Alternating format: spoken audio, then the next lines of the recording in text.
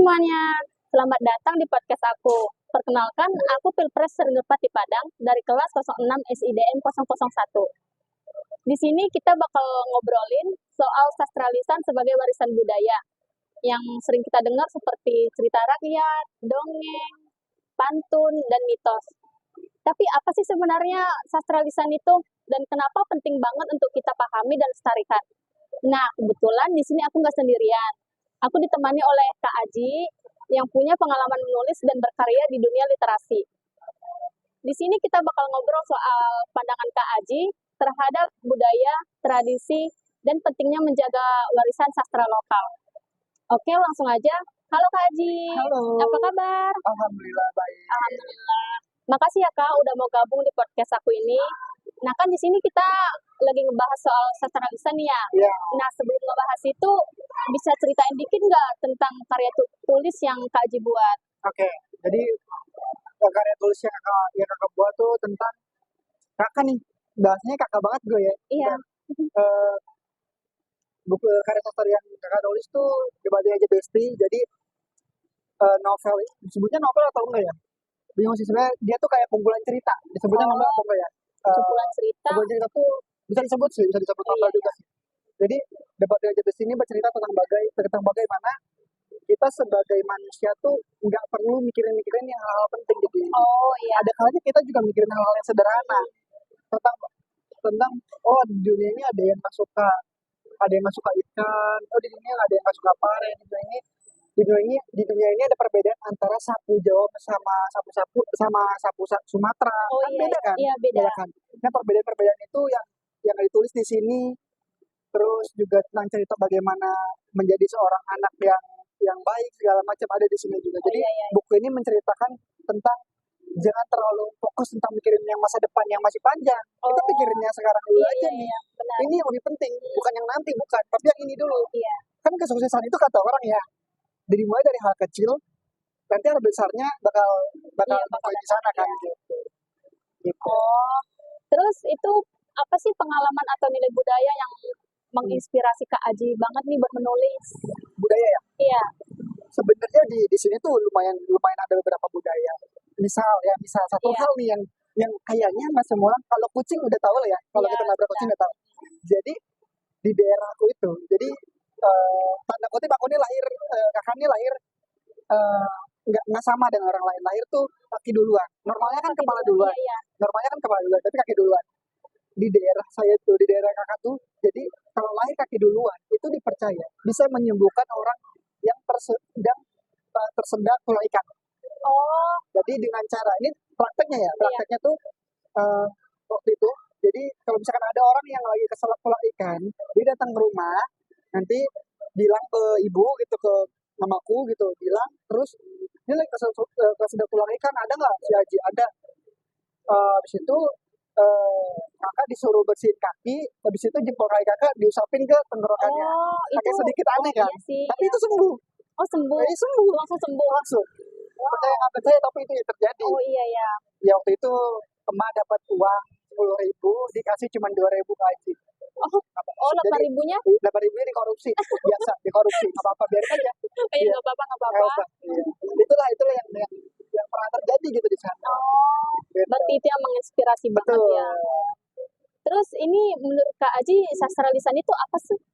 Sastra lisan itu sebenarnya tradisi, budaya, cerita dari orang zaman dulu sampai zaman sekarang yang berkembang sehingga menjadi keistimewaan dari daerah tersebut. Oh iya. Misal Tangkuban Perahu, itu kan sastra lisannya kan, tentang bagaimana ceritanya tentang apa sih lupa. Pokoknya tentang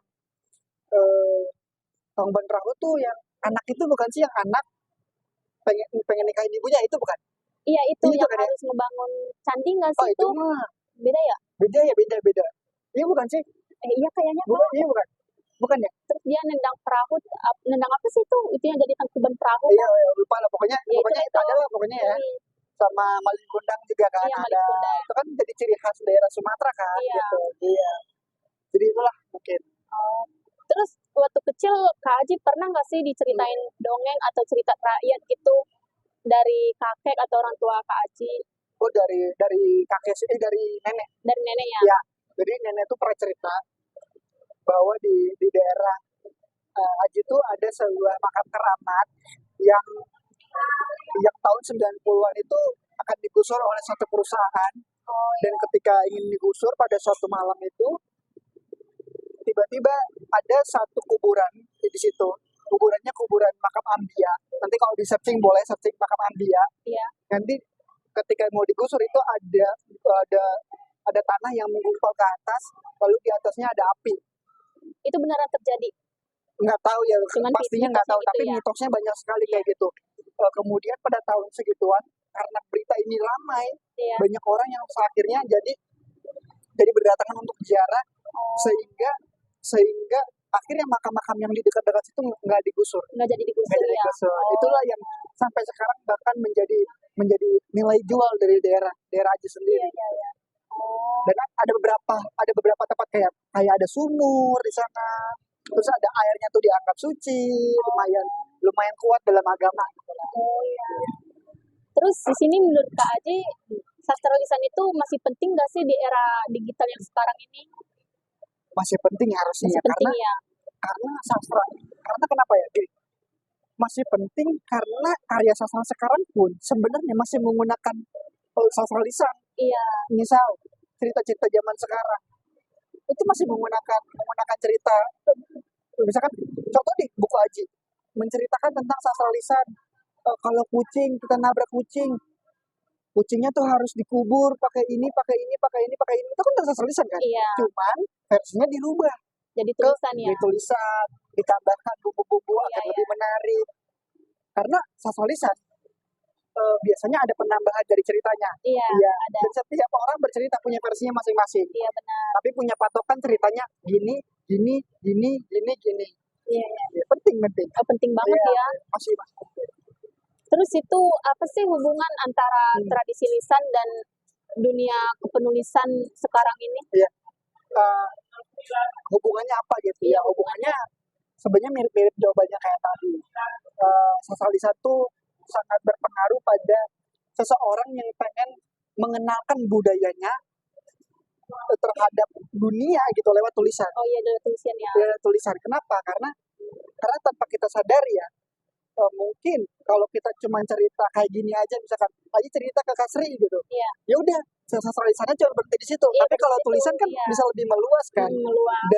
Dan sastra lisan itu bisa membuat seseorang mempunyai ciri khas. Misal Aji itu bercerita tentang kucing di sana di penulisan buku debat Raja Desti ini. Iya. Itu tuh pasti punya gaya penulisan yang berbeda. Karena kenapa? Karena sumbernya beda, risetnya beda. Karena Aji risetnya di Balaraja. Kalau misalkan Aji riset di tempat lain mungkin akan Beda cerita lagi beda ya? lagi. Iya. Mungkin bukan pakai koin uang, tapi mungkin pakai uang 100.000. Mungkin Iya. kan kita nggak tahu gitu kan. Iya, jadi gitu. Berarti masih berkaitan banget lah Iya, ya? sangat Iya. berkaitan. Terus yang terakhir nih Kak, Oke. menurut Kak Haji, gimana cara yang paling efektif untuk mengenalkan sastra lisan ini ke anak muda zaman sekarang? Oke. Dengan cara digital, dengan cara memperkenalkan sebuah cerita lewat video. Misal, ini kemarin juga kita sempat bahas juga, cuman Iya. ada yang baru nih. Ada akun namanya, lupa namanya siapa ya. Jadi dia membahas tentang fun fact yang ada di Indonesia. Oh iya. Kayak misalkan cerita tentang Ila Galigo. Pernah belajar Ila Galigo nggak? Nggak pernah. Ila Galigo itu cerita terpanjang di dunia itu ada di Indonesia. Epos terpanjang Indonesia. Ceritanya mengalahkan cerita Mahabharata dan pokoknya ada cerita yang paling panjang. Cuma ini paling panjang. Ada di Indonesia. Gitu. Nah, cerita itu kalau misalkan nggak diperkenalkan lewat sosmed, orang nggak akan tahu kalau itu punya Indonesia. Benar. Tapi karena digital, mereka tahu, orang teman-teman yang pernah tahu, oh Ila Galigo tuh dari Indonesia. Oh Ila Galigo tuh punya Indonesia. Kita harusnya bangga punya Indonesia. Nah, kita bangga karena kita udah tahu kan, oh ternyata ini punya Indonesia loh. Jadi digital itu sangat penting. Penting ya. Ini sangat penting. Misalkan contoh satu lagi tentang kemarin yang kita bahas tentang Hari-Hari Kadro memperkenalkan lukisan kedua tertua di dunia kan. Iya. Tertua kedua di dunia ada di Indonesia. Ada di Indonesia juga ya. Itu kan lewat digital kan. Iya, lewat digital. Tinggal bagaimana kita mengemas eh, mengemas videonya, mengemas materinya menjadi lebih menarik untuk dibaca atau enggak dilihat sama orang lain. Gitu. Jadi digital itu penting di zaman sekarang. Gitu. Wah, menarik banget ya Kak obrolan kita hari ini. Dari cerita-cerita masa kecil sampai menjaga budaya lewat tulisan dan percakapan, semuanya punya nilai yang kuat. Jadi emang benar sih ya, sastra lisan itu bukan sekedar hiburan, tapi juga menyimpan sejarah, nilai moral, bahkan jadi jati diri suatu masyarakat gitu. Dan lewat podcast ini, semoga kita bisa lebih sadar bahwa menjaga sastra lisan adalah bagian dari menjaga warisan budaya kita.